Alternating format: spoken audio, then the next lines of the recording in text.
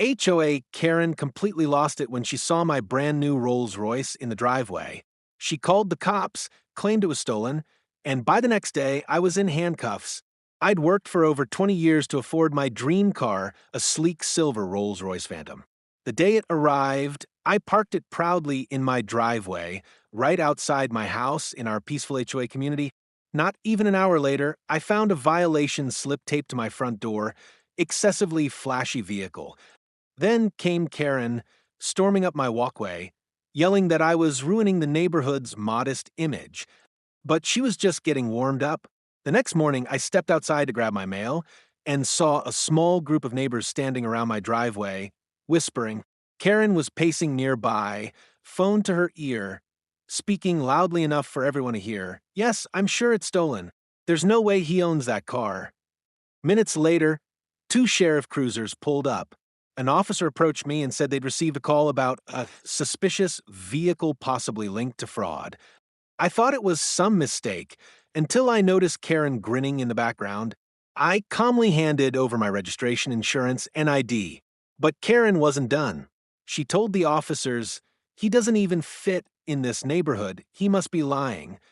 Despite everything being legit, one officer said, "Sir, we need to detain you while we verify this." I was stunned. I was being cuffed in front of my neighbors, all because Karen couldn't stand the sight of my Rolls-Royce. ChatGPT said, I spent nearly 4 humiliating hours at the station while they ran every check possible. My ID, the car's registration, and even traced the bank transfer from my account. When everything came back clean, the officers looked embarrassed and let me go with an apology. But I wasn't about to let it slide.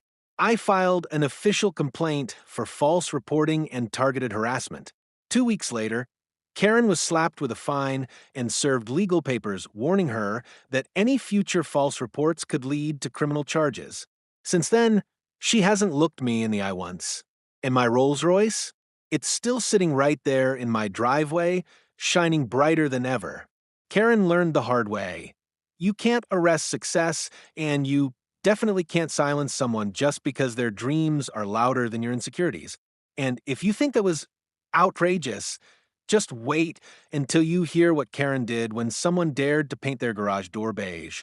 For real HOA insanity, wild comebacks, and sweet justice served cold, hit that follow button. You're watching the HOA stories, where neighborhood drama always ends with a twist.